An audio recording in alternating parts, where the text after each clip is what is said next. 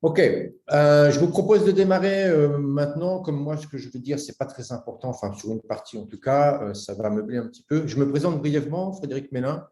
Donc, je suis directeur du développement de l'École centrale de Nantes, mais aussi aujourd'hui, j'assure un peu l'intérim de la direction de la communauté WIMEC, en tout cas des portages opérationnels. Donc, bienvenue à tous, bienvenue à cette communauté. Donc, pour ce soir, discuter autour du projet Muscas, sur lequel je vais aller un tout petit peu plus loin dans quelques instants. Avant tout, je vous propose donc de pouvoir interagir avec Zoom, notamment sur des questions. Vous avez la possibilité de poser vos questions avec le bouton questions-réponses dans le bas de votre écran en général. Donc, on fera notre maximum pour relayer vos questions en fin de séance auprès de notre intervenante. Et puis, dans la mesure du possible, caméra et micro coupés pour améliorer les bandes passantes et de faire de cet événement le plus durable possible aussi. Je vous rappelle que ce webinaire est enregistré et il sera retransmis dans un deuxième temps sur la chaîne YouTube WIMEC, comme les autres webinaires, et donc qui permettra soit aux retardataires ou aux moments un peu les plus intenses, vous permettra de revisionner les moments les plus intenses. Aujourd'hui, on a le plaisir, la joie, l'honneur d'accueillir Valentine Ray, donc, qui est enseignante chercheuse, on va dire, au département donc, de physique de Nantes Université, qui développe sa recherche donc, au GEM, le laboratoire sous tutelle CNRS Nantes Université, École centrale de Nantes, en particulier sur des modèles numériques de fiabilité, notamment sur les structures. Donc, elle va aujourd'hui nous parler du projet Muscas, donc, qui est un projet qui a été accepté dans le cadre d'un cofinancement WIMEC.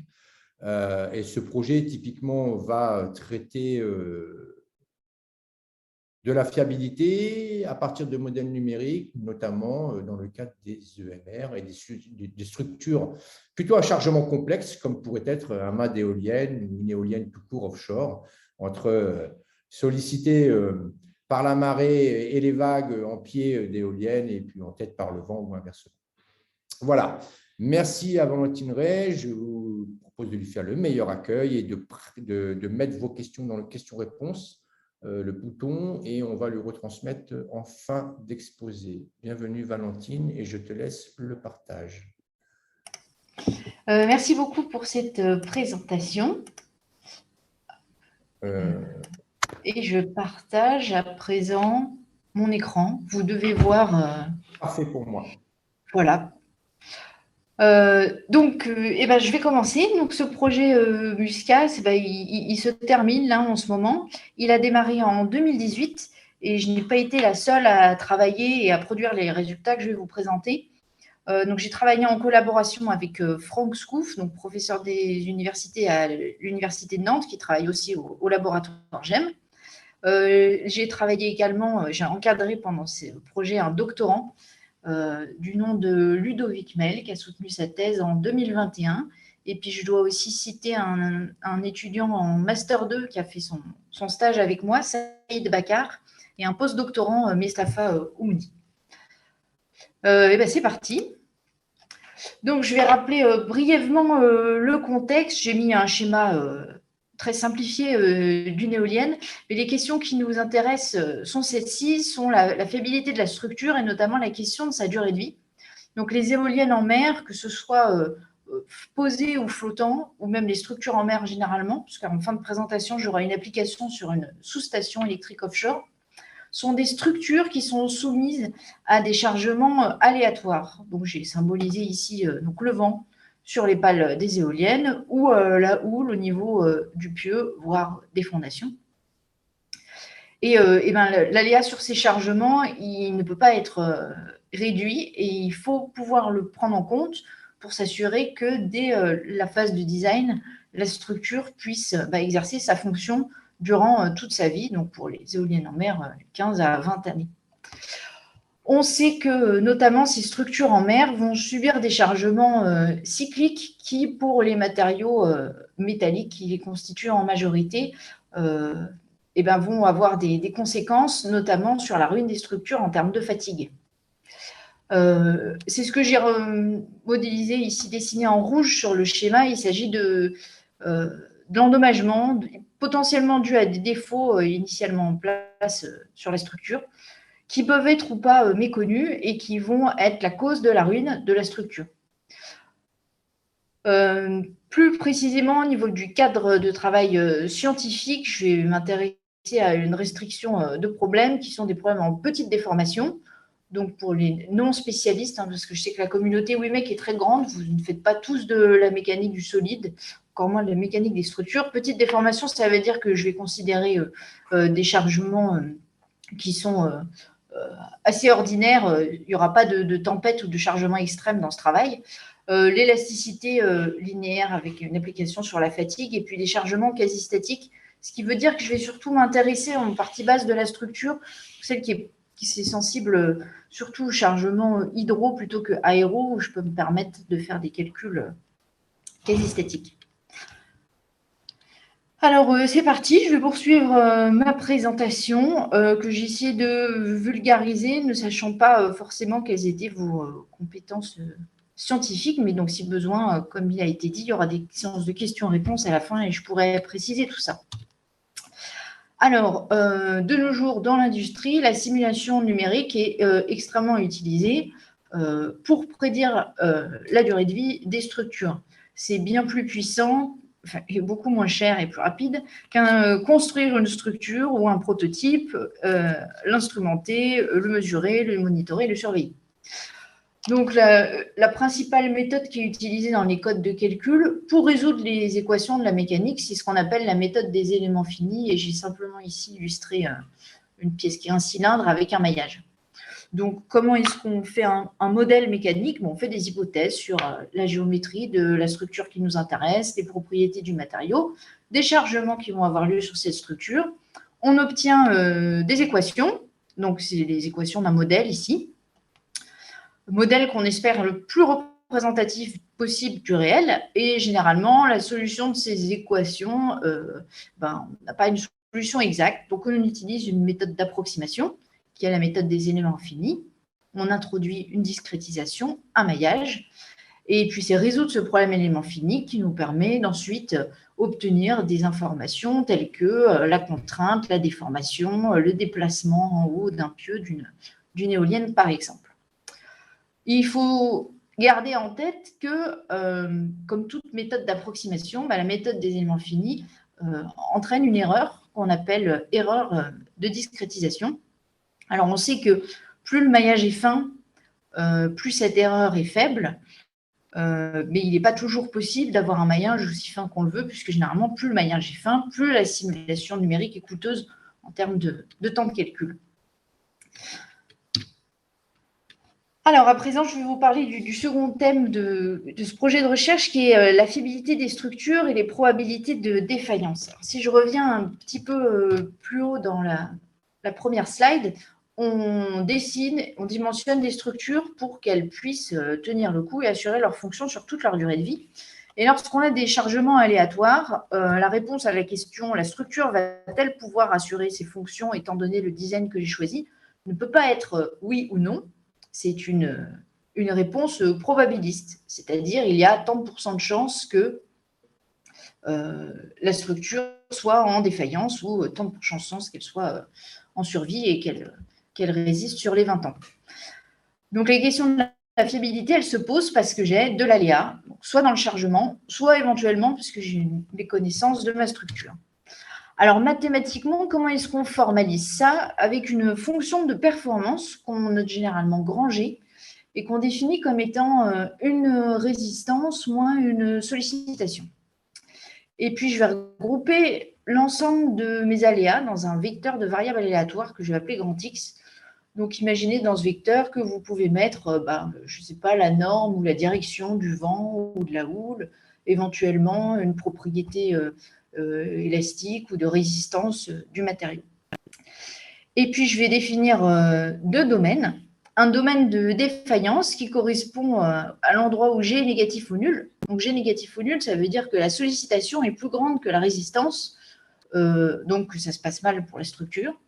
Et puis, G strictement positif, c'est ce qu'on appelle le domaine de sûreté. Cette fois-ci, la résistance est plus grande que la sollicitation.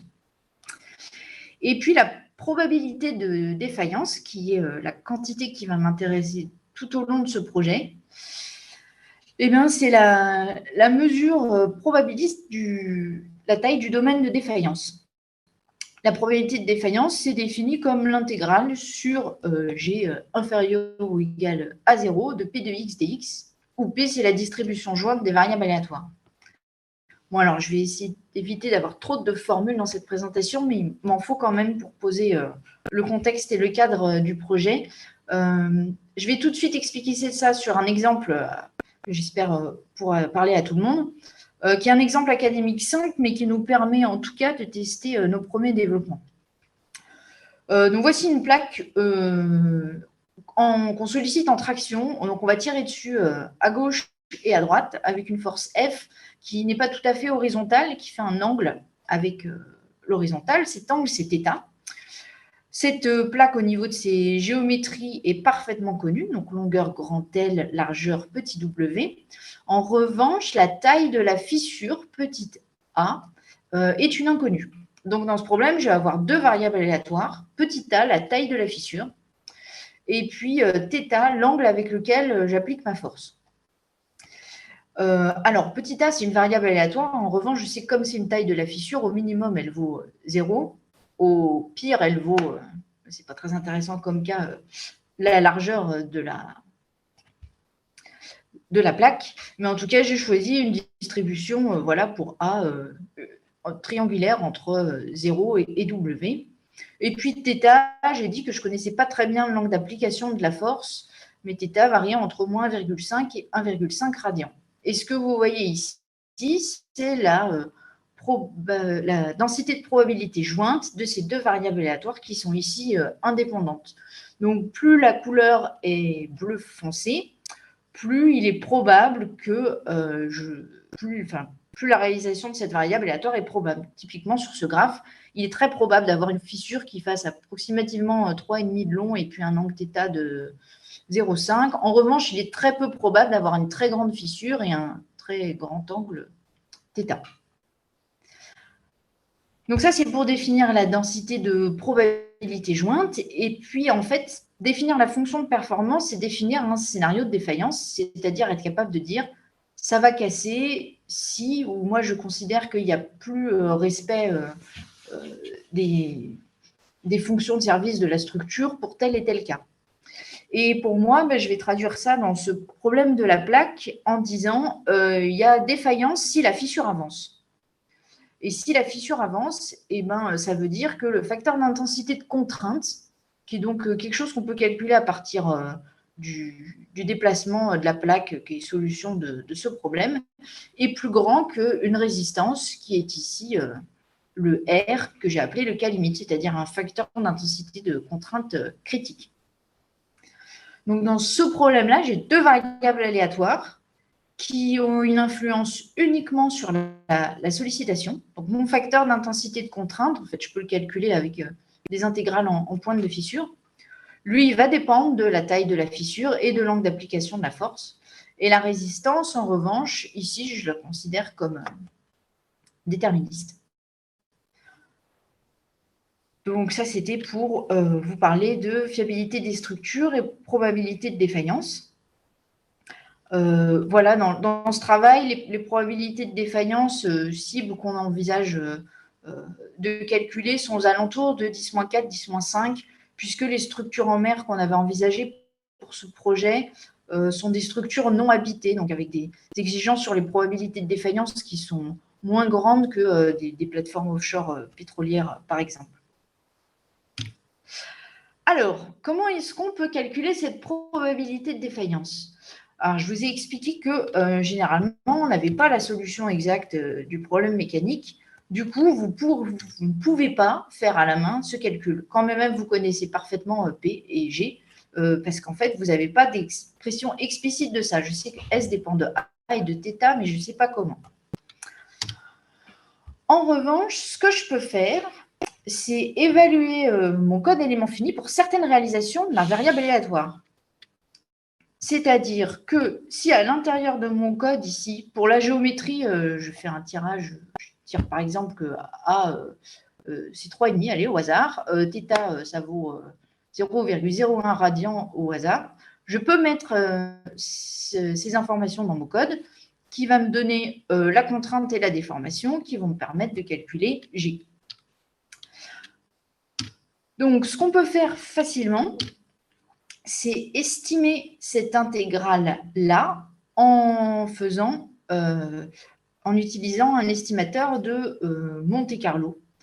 Donc, encore une fois, je vulgarise, hein, pas d'offense pour ceux qui maîtrisent ça sur le bout des doigts. Mais donc, l'estimation de Monte-Carlo, c'est ce que vous faites quand vous voulez retrouver que la probabilité de faire pile sur une pièce, ce soit 1,5. Il faut lancer 1 million, voire 1 milliard de fois la pièce. Vous notez toutes les fois où vous tombez sur pile. Et puis, normalement, plus vous avez de lancers, plus vous êtes censé vous rapprocher de 1,5. Donc, je pourrais tout à fait faire ça, sauf que comme moi, je veux estimer une probabilité de défaillance qui est autour de 10-4, donc c'est-à-dire 1 sur 10 000, il va falloir que je fasse des millions de lancers, c'est-à-dire piocher 1 million de fois dans cette densité de probabilité des réalisations de A et de θ et lancer 1 million de fois mon calcul élément fini pour savoir si, pour la réalisation que j'ai piochée, la sollicitation était plus grande que la résistance ou pas. Alors, pour une plaque, ça pourrait encore se faire, mais vous imaginez bien que pour une structure entière, ce n'est pas envisageable. Donc, il faut que je puisse trouver des solutions pour réduire les temps de calcul. Et ce que font généralement les gens en fiabilité des structures, alors ce n'est pas la seule solution, hein, mais c'est le cadre dans lequel on a passé ce travail, c'est construire un métamodèle que je vais appeler G-chapeau de G. Donc, l'idée, c'est que G-chapeau ressemble beaucoup à G, parce que c'est quand même une probabilité de défaillance que je veux calculer, et elle est définie pour G. Que G-chapeau, je puisse le construire qu'en appelant seulement quelques fois mon code élément fini, parce que ça me coûte cher. Et puis ensuite, quand j'ai à calculer cette somme, évaluer mon G-chapeau, ça, c'est facile. Donc, construire le G-chapeau, ça va demander des efforts et ça va nécessiter d'appeler le code élément fini. Mais une fois que cette approximation G-chapeau est construite, calculer cette somme, quand même, il me faut des milliards, une population de Monte-Carlo très, très grande, avec des milliards de points à tirer, ça sera facile. Alors, comment est-ce qu'on peut faire ça pour construire ce métamodèle? Alors, il y a plusieurs possibilités. Dans les travaux de thèse de Ludovic Mel, on en a regardé 2. Vous pouvez soit construire une approximation de G, c'est-à-dire toute la fonction de performance, soit construire une approximation de la frontière entre le domaine de défaillance et de sûreté, qu'on appelle l'état limite et qui est la courbe, ici, puisque j'ai 2 variables aléatoires, où G égale à 0. Parce qu'en fait, si vous vous rappelez, ma définition de la probabilité de défaillance, elle ne dépend que du signe de G. Elle ne dépend pas de la valeur de G. Donc, si je sais dire là où G égale à 0, c'est facile de dire là où il est négatif, et du coup, c'est facile de trouver cette intégrale. Donc, dans le cadre où on souhaite faire un métamodèle, c'est-à-dire une approximation de la fonction de performance G en entier. Nous, dans ce projet, on a utilisé des techniques de crigeage. Et dans le cadre où on veut faire une approximation de l'état limite, donc c'est-à-dire de la frontière entre domaine de défaillance et de sûreté, on peut utiliser des machines à vecteurs support qui permettent de construire un classificateur, c'est-à-dire construire la droite G égale à 0. Donc, dans cette présentation, je vais me concentrer sur les résultats qu'on a obtenus pour le métamodèle par crigeage. Mais à la fin de la présentation, je donnerai des références où vous pouvez voir, éventuellement, si ça vous intéresse, ce qu'on peut faire avec les machines à vecteurs support. Alors, je ne vais pas du tout rentrer dans les détails de la construction du métamodèle par crigeage parce que c'est technique et je considère que ce n'est pas intéressant pour ce webinaire. Je vais juste vous rappeler la philosophie du métamodèle. Donc, j'aimerais avoir appelé plein de fois le code élément fini, c'est coûteux, je n'ai pas envie de faire ça. En revanche, appeler plein de fois le métamodèle, ça, j'ai très envie de le faire. Donc, je vais construire mon métamodèle. Pour construire mon métamodèle, je vais faire quelques tirages de mes variables aléatoires. Pour ces réalisations-là, j'appelle mon code élément fini. J'en ressors une valeur de fonction de performance. Et puis, j'ai plein de points comme ça. Et je vais relier ces nuages de points par une fonction. C'est comme ça que je vais vous raconter le crigeage aujourd'hui. Alors, le crigeage, pourquoi est-ce qu'on l'a choisi? Parce qu'il a quand même une propriété particulière. Donc, il est interpolant. Ça veut dire qu'au point où j'avais vraiment à faire un appel au code de calcul élément fini, si j'appelle mon métamodèle à nouveau sur ce point, je retomberai bien sur ma sortie GH. Et puis, entre les données, entre les observations, c'est-à-dire là où je n'ai pas appelé le code élément fini, le crigeage, il me donne une mesure de l'erreur que je fais via une variance.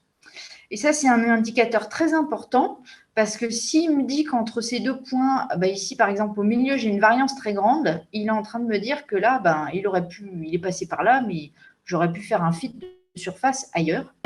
Et moi, ça peut m'aider pour me dire, finalement, j'ai peut-être pas assez choisi un grand nombre de points pour construire mon métamodèle. Il va falloir que j'en rajoute et puis je vais en rajouter là.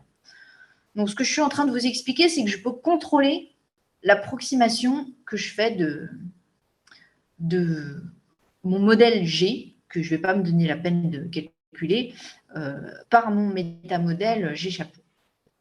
Et puis, une fois que je suis contente, là où j'ai décidé de mettre les efforts pour bien approximer mon G chapeau, calculer la probabilité de défaillance en appelant ce métamodèle 1 million de fois, ça se fait sans aucun problème.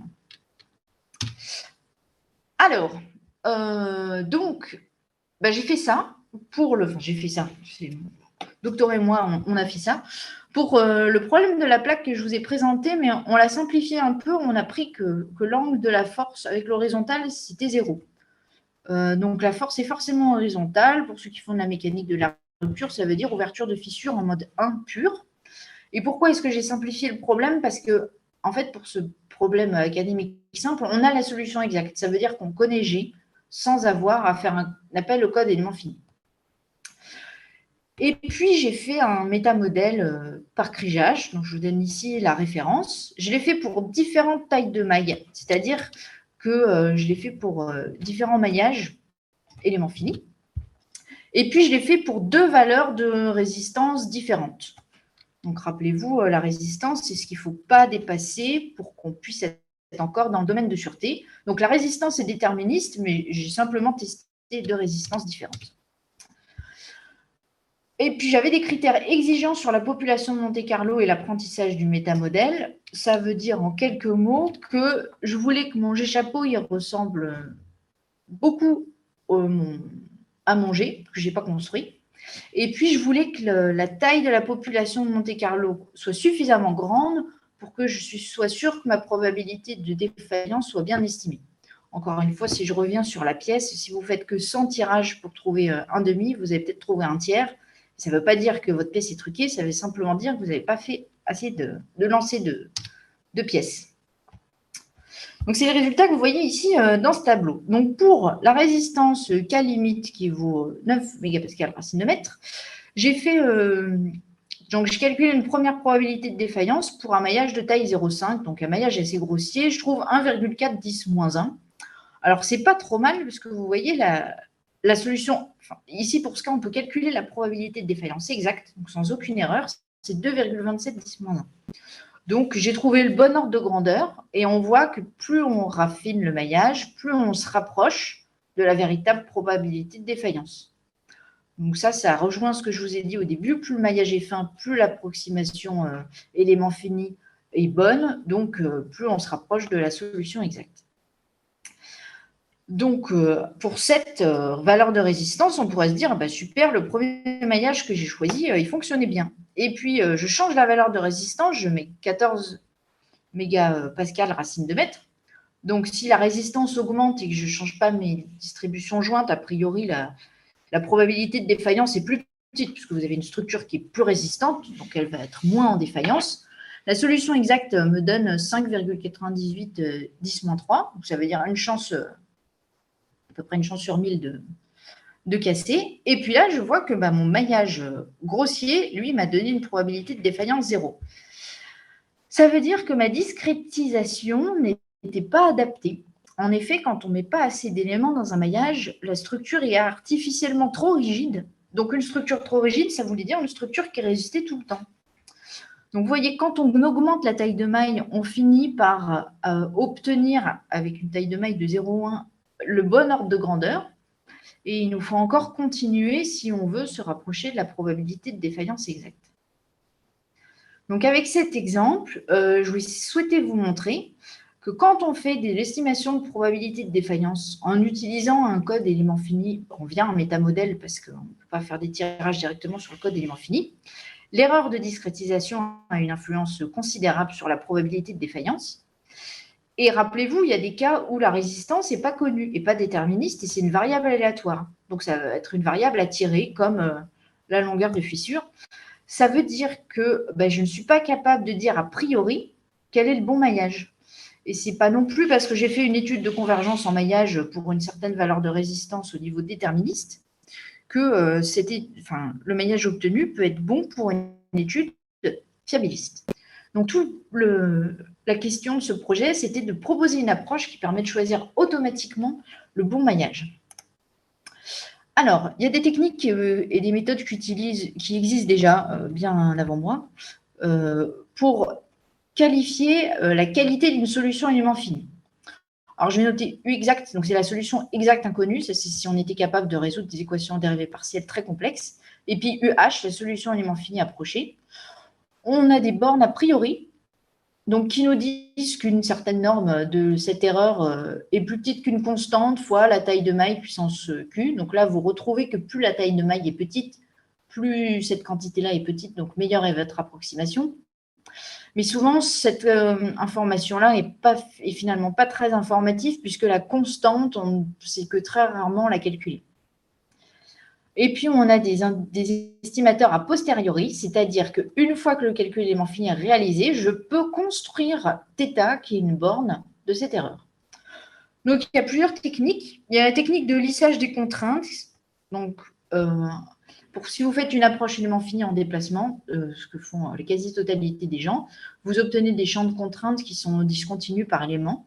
Vous pourriez les lisser. Si vous faites la différence entre le lissage des contraintes et puis les contraintes discontinues par élément, et que vous faites la norme sur toute la structure énergétique, vous obtenez le θ. Donc, c'est un estimateur qui est très peu cher à mettre en œuvre puisqu'il nécessite juste de lisser les contraintes. Mais qui donne des bornes non garanties. C'est-à-dire qu'en fait, on n'est pas très sûr que ce soit supérieur ou égal, puisque ça se base sur une heuristique qui n'est pas du tout prouvée. Je vous mets ici une référence d'une autre méthode. Et puis, nous, ce qu'on a utilisé, c'est l'erreur en relation de comportement. Alors, c'est un peu plus coûteux, mais en tout cas, on est sûr de inférieur ou égal. Ce qu'il faut que vous reteniez, c'est que du coup, pour un calcul élément fini, si je mets en place cette technique d'estimation d'erreur, je peux avoir non seulement une approximation, GH, mais je peux avoir aussi G- et G+, qu'en cas de la solution exacte. Donc, je rappelle que la valeur exacte, je ne la connaîtrai jamais. En revanche, j'ai l'intervalle dans lequel elle se situe. Et donc, ce qu'on a proposé de faire, c'est d'utiliser ces estimateurs pour construire un métamodèle qui nous permet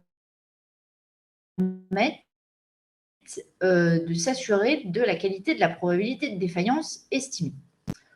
Donc, je reprends cet exemple-là parce qu'il a une seule variable aléatoire et il me permet d'illustrer les choses assez simplement. J'ai décidé de définir deux maillages, un maillage fin et un maillage grossier, parce qu'il me faut quand même des extrêmes. Puisque si je ne m'autorise pas de maillage le plus fin sur lequel je peux faire un calcul, si je tombe pile poil sur l'état limite, je ne vais jamais m'arrêter de mon code.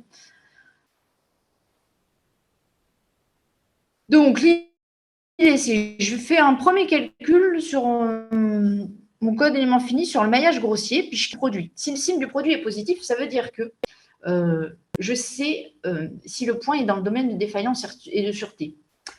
Par exemple, c'est ce qui s'est passé ici pour ce point-là. J'ai appelé mon code élément fini pour une réalisation de longueur qui vaut, allez, on va dire 2,2. Et puis, j'ai vu que le résultat, bon, je ne sais pas la valeur exacte, mais je sais que le G, il est entre 8,5 et 9,9. C'est quand même une bonne nouvelle parce que je sais que ce point, il est dans le domaine de sûreté. Rappelez-vous, G positif, c'est domaine de sûreté. Donc, si le maillage grossier était suffisant, je garde et puis je prends ce point pour construire mon métamodèle. Et puis, si j'ai pas cette inégalité. C'est ce qui se passe ici. J'ai fait un zoom sur ce point-là. Donc, pour une taille de maille qui vaut 4,13, mon premier calcul sur maillage grossier me donne les bornes en vert. Donc, il me dit, ton G, il est entre -1 et 2. Bon, super, ça veut dire que je ne sais pas si je suis dans le domaine de défaillance et de sûreté. Or, rappelez-vous, moi, ce qui m'intéresse, c'est vraiment d'être précis à la frontière. Donc là, typiquement, mon maillage grossier, il n'était pas suffisant. Donc, je dis, je vais faire un calcul sur maillage fin. Et là, le maillage fin, il me donne les bornes que vous voyez en rouge, donc ils sont beaucoup plus faibles, alors qu'ils me permettent, pour ce point-là, de tout juste dire que le point est dans le domaine de sûreté. Et puis, du coup, je construis mon métamodèle qui va passer par ce point rouge calculé sur maillage fin. Alors, qu'est-ce que ça permet de faire cette technique qu'on a proposée? Ça permet de là où j'en ai pas besoin, parce qu'en fait, je ne suis pas près de la frontière entre état de défaillance et état limite, d'utiliser le maillage grossier, qui coûte pas cher. Et puis là où j'en ai besoin, d'utiliser le maillage fin pour être précis, proche de G égale à 0. Alors ici, vous avez un tableau. En fait, on a testé plusieurs stratégies. Est-ce qu'on met que 2 maillages extrêmes? Est-ce qu'on met une famille de maillages sur lesquels on s'autorise des calculs? On a trouvé que 2 maillages extrêmes, ça fonctionnait bien. Et puis, vous avez plein de valeurs, puisque comme on fait calcul des probabilités de défaillance, on est obligé de s'assurer d'une certaine répétabilité des résultats, donc en faisant ça sur plusieurs populations de Monte-Carlo différentes. Alors, on a fait la même chose avec 2 variables aléatoires. Donc, je reprends mon exemple. Cette fois-ci, l'angle de la force n'est pas 0. Et ce que vous voyez du coup, là, c'est le signe de la fonction G vue d'avion. Donc, il y a θ, la première variable aléatoire, A, la seconde. Et puis, j'ai tracé ici, donc en vert, le domaine de sûreté, en rouge, le domaine de défaillance. Et vous voyez en noir, c'est les points où j'ai appelé le maillage grossier. Donc, où ça ne m'a pas coûté cher et où j'ai quand même eu de l'information. Et puis, les points où il a fallu que j'appelle le maillage fin, mais où j'ai pu être précise, du coup, là où ça m'intéresse, proche de l'état de bit. Donc, voici les probabilités de défaillance obtenues, donc aux alentours de 10-3. Et puis, vous voyez qu'on fait plus appel sur le maillage grossier que sur le maillage fin.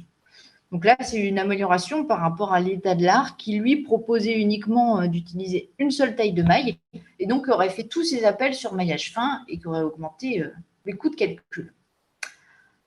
Alors, en parlant de coût de calcul, l'estimateur d'erreur a un coût. Vous voyez que dans ce problème-là, il est assez conséquent. Mais il faut relativiser ce coût. Il faut le mettre en rapport à une étude de convergence, comme je vous ai montré en début, sur la probabilité de défaillance. Et puis surtout, ce que je ne vous ai pas dit et que je vais vous montrer à présent, c'est qu'en fait, quand je calcule mes bornes ici, je peux m'en servir pour autre chose que juste dire est-ce que j'ai bien calculé mon point, est-ce qu'il est dans le bon domaine ou pas. C'est que je pourrais m'amuser, et c'est ce qu'on a fait, à construire un métamodèle qui passe par toutes les bornes supérieures et un métamodèle qui passe par toutes les bornes inférieures, et puis calculer les probabilités de défaillance avec ces métamodèles-là. Et du coup, obtenir une probabilité majorante et une probabilité minorante. Donc, c'est ce qu'on a fait. Et donc, notre méthode, en plus de concentrer les coûts de calcul proches de l'état limite, elle nous a permis de dire que la probabilité de défaillance, elle vaut environ 10-3, mais elle est encadrée entre 4 10-3 et 10-2. Donc ça, c'est un avantage qui vient à moindre coût une fois qu'on a calculé les bornes d'erreur. Alors, on a pensé aux gens qui n'ont pas d'estimateur d'erreur a posteriori garanti, puisque ce sont assez techniques à mettre en place, ils ne sont généralement pas dans les codes de calcul. Et on a proposé une approche où on utilise plusieurs tailles de mailles, mais sans estimateur d'erreur. Et ce qu'on s'est dit, c'est qu'on allait mettre la taille de maille H comme paramètre dans la construction du métamodèle. Donc, c'est-à-dire que maintenant, au lieu d'appeler le code élément fini sur un seul point, faire des estimations d'erreur et puis regarder s'il y a besoin de raffiner ou pas, je vais appeler mon code élément fini d'un maillage grossier sur plein de points. Je vais regarder un point qui a été défaillant, je vais rappeler le code élément fini sur un maillage fin. Et puis, on a proposé une technique pour, sachant qu'on a mis la taille de maille comme paramètre du métamodèle, être capable d'estimer un métamodèle où la taille de maille est un paramètre et où du coup, je peux distribuer mes calculs sur différents maillages sans avoir à faire d'estimation d'erreur.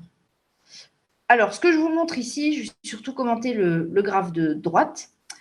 Donc, c'est sur ce problème-là à nouveau. Mon plus gros maillage que je m'étais autorisé de faire, c'est celui-ci, là, Hmax égale 0,4.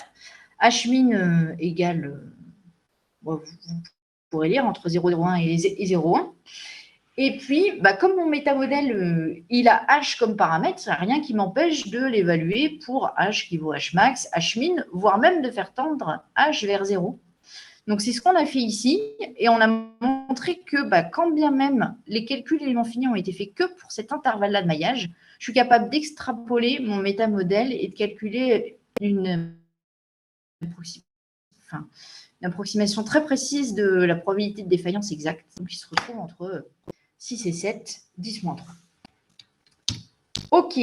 Je vais passer à l'applicatif que nous avons fait sur la défaillance par fatigue. Alors, quelques petits rappels. Donc, sous sollicitation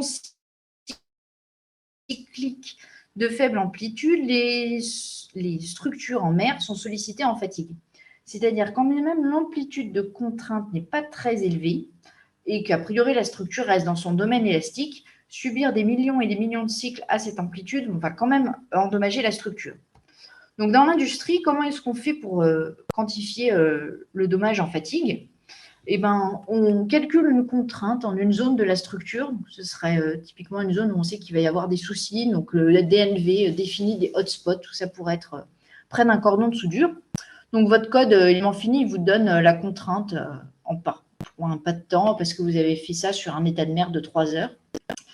Le comptage Rainflow, c'est une technique qui consiste à dire, cet historique de contraintes, je vais le réarranger un peu, je vais regrouper les cycles de même amplitude de contraintes par paquet. Donc ici, j'ai, vous avez 3 cycles à l'amplitude de contrainte N5, vous avez 2 cycles à l'amplitude de contrainte N4.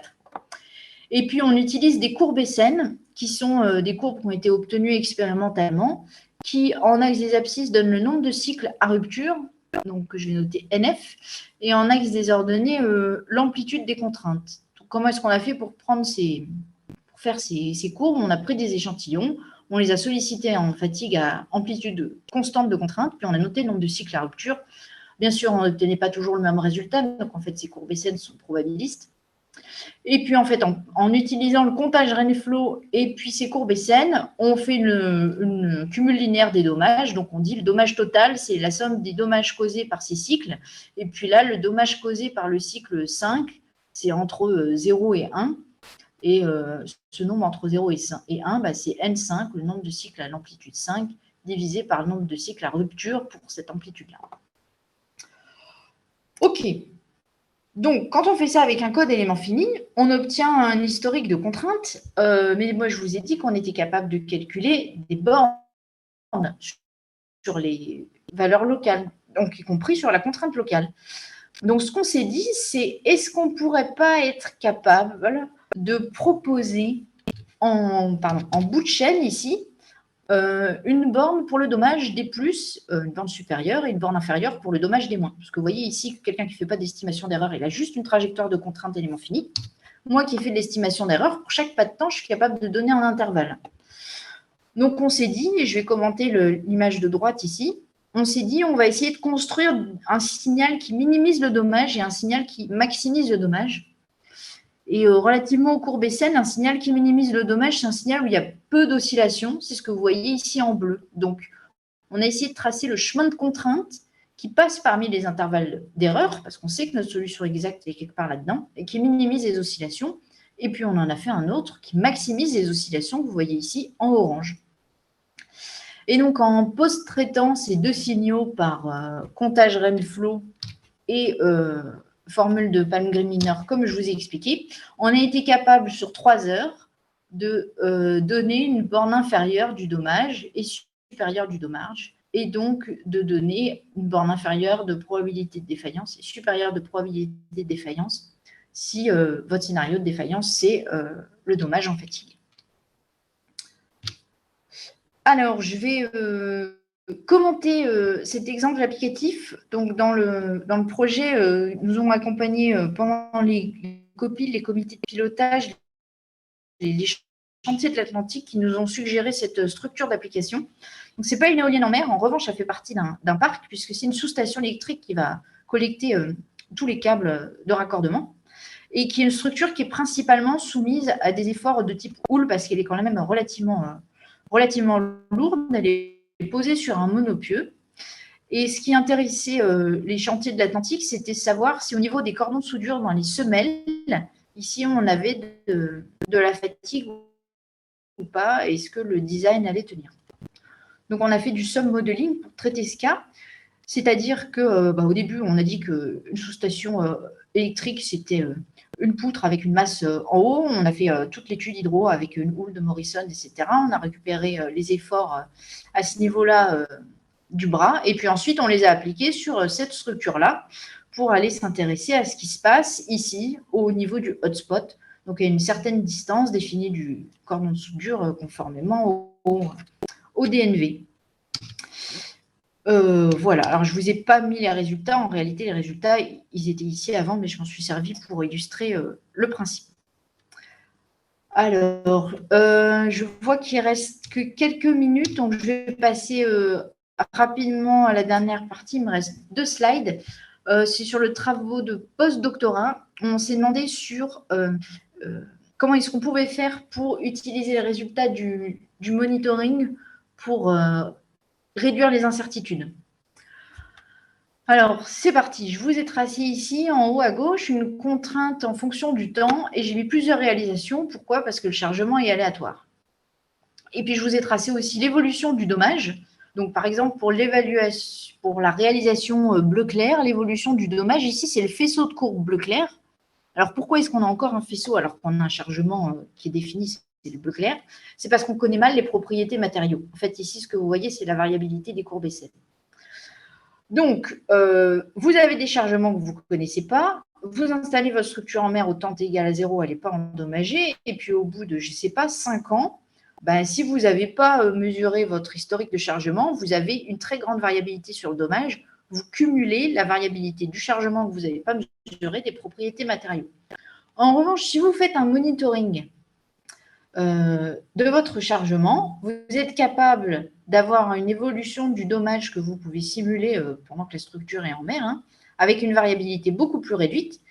Et à 5 ans, vous savez d'où vous repartez pour éventuellement repropager vers le futur des chargements que vous n'avez pas encore mesurés. Donc, ça, c'est ce qu'on peut faire. On a un historique de chargement. On a le comptage rainflow, les courbes SN probabilistes et on obtient le dommage.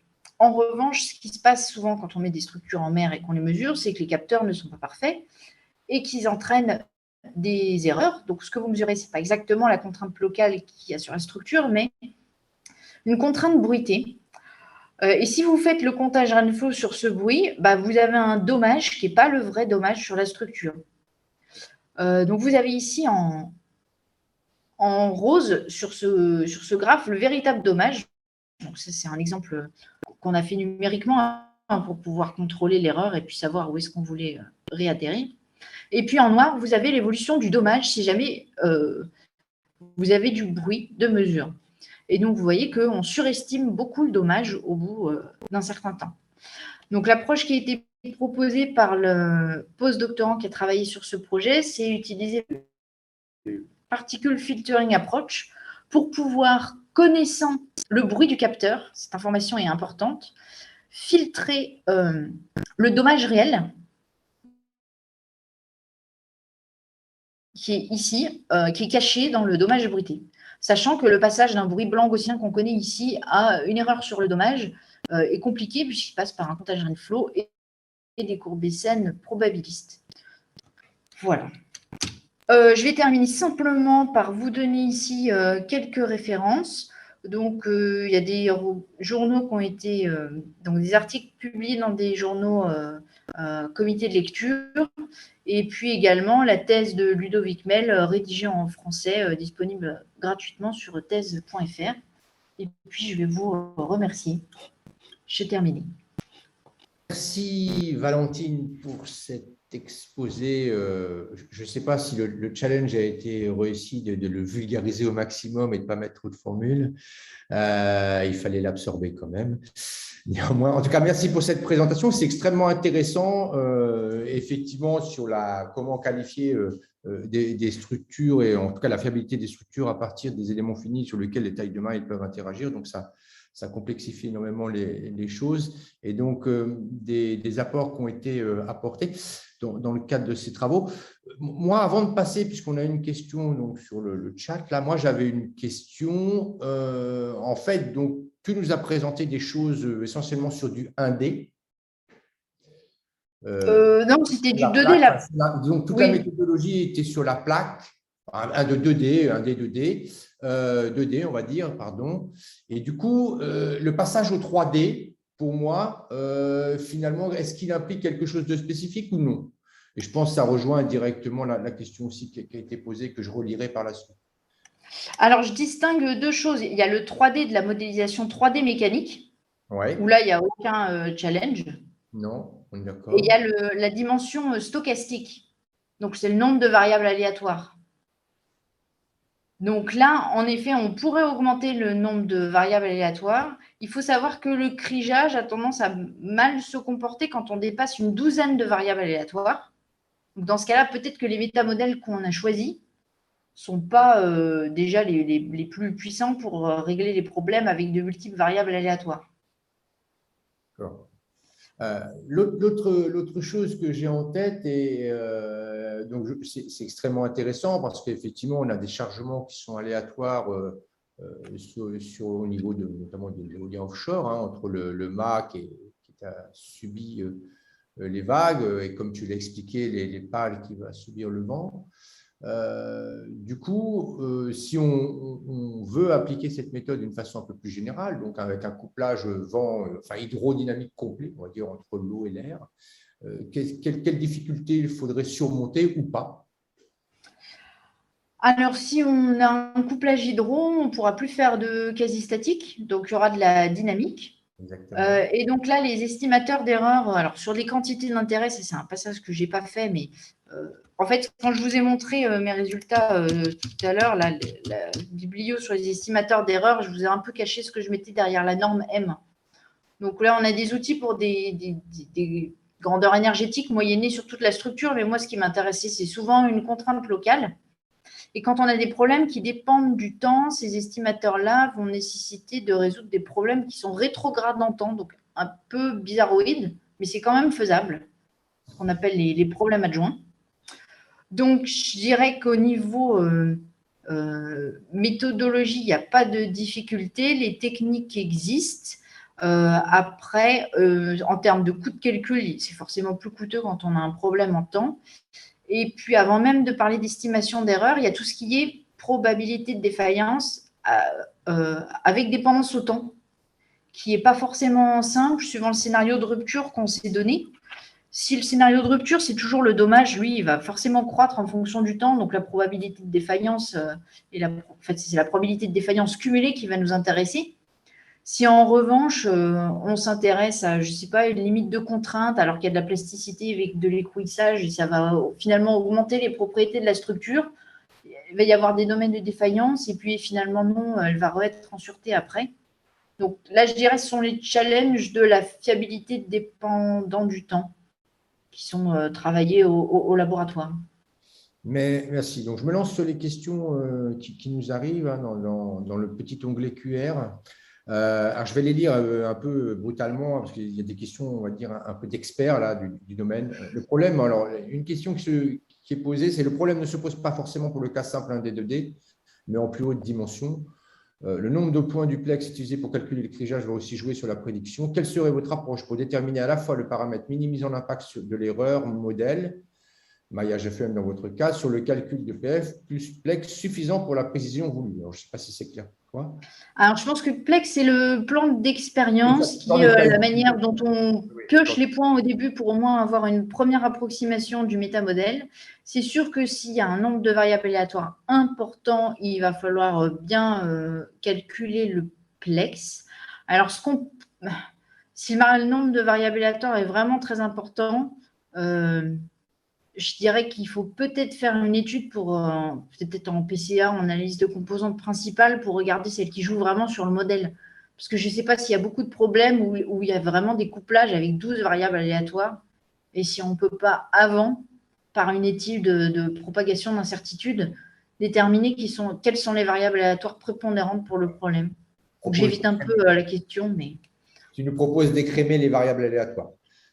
C'est ça. Éventuellement, ouais, peut-être l'utilisation de SVM permet de réduire la dimension artificiellement, puisque comme on s'intéresse qu'à une frontière, on diminue de 1, donc ça pourrait être une solution aussi. Merci. Une autre, j'espère que ça amène des informations, en tout cas la question posée.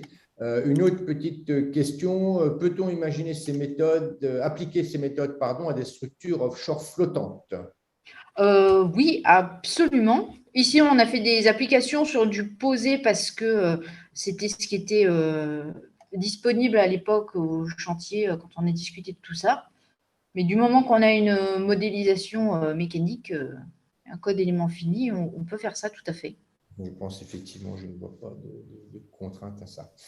Je n'ai pas d'autres questions sur le chat. Moi, je trouve ça intéressant. Ce n'est pas mon domaine de compétence a priori, mais pour avoir connu Pierre Ladvez aussi. En tout cas, on remercie bien pour la réponse. On parlait bien du plan d'expérience et la réponse. Donc voilà, c'est quand même des choses sur lesquelles je comprends. Mais en tout cas, je vois l'apport dans la simulation de structures complexes et notamment pour aller vers la fiabilité. Une suggestion, une question qui arrive là et on va la prendre, du coup, on va en profiter, il nous reste quelques minutes. Alors déjà, merci pour la présentation. Peut-on prendre en compte les bandes d'erreur de la simulation élément fini via une pépite du crigeage plutôt que d'interpolation sur les valeurs min, plus une interpolation pour les valeurs max? Alors, on pourrait, je ne l'ai pas fait. Donc, pépite de crigeage, peut-être que j'explique à un peu tout le monde. En gros, c'est de dire qu'on ne va plus forcer le crigeage à être interpolant sur les observations, qui sont pour moi des appels au code élément fini. On va dire qu'on a une erreur sur les observations, ce qui sont un peu mon cas, j'ai une erreur sur mon code élément fini. Dans ce cas-là, je ne sais pas comment le crigeage fait pour choisir au mieux comment il passe dans ces intervalles d'observation. Et il faudrait pouvoir le forcer à passer là où on veut, proche de l'état limite. Ce serait à regarder. Si Valentin Ressiguier veut essayer lui-même, je pense qu'il a tout ce qu'il faut dans les publis pour se lancer. On pourrait faire ça avec les machines à vecteur support aussi, hein, qui autorisent des mauvaises classifications comme ça. Donc, mettre un peu de jeu sur les données. Allez, une dernière petite question. Est-ce qu'on pourrait faire une estimation de dommages maxi et mini en maximisant les oscillations dans le signal ou en les minimisant? Alors, je vais revenir à la slide. Donc, l'idée, c'était, je sais que la solution exacte se trouve à chaque fois dans l'intervalle, mais je ne sais pas où. Et donc, nous, ce qu'on a dit vraiment, c'est maximisant le dommage, c'est maximisant les oscillations. Alors, maximiser les oscillations, on n'a pas tout dit. Ici, on sait qu'on va vraiment d'un extrême à l'autre, mais on pourrait maximiser les oscillations, vous voyez, comme ça, en passant d'un extrême à l'autre au sein des intervalles. Alors, ça nous paraissait peu réaliste que la solution exacte soit un coup du côté de la borne sub de l'intervalle, un coup du côté de la borne inf. Bon, on l'a testé quand même. Donc, c'est dans un papier qui est soumis, qui, j'espère, sera publié très prochainement. On est en train de faire les corrections mineures. Donc, la philosophie de je fais beaucoup d'oscillations ou je fais peu d'oscillations, ça c'était décidé a priori. En revanche, il vous faut l'historique de contrainte ainsi que les intervalles pour pouvoir construire ces deux signaux. Je te remercie, Valentine. Je remercie les auditeurs pour leurs questions et leur attention sur cette présentation.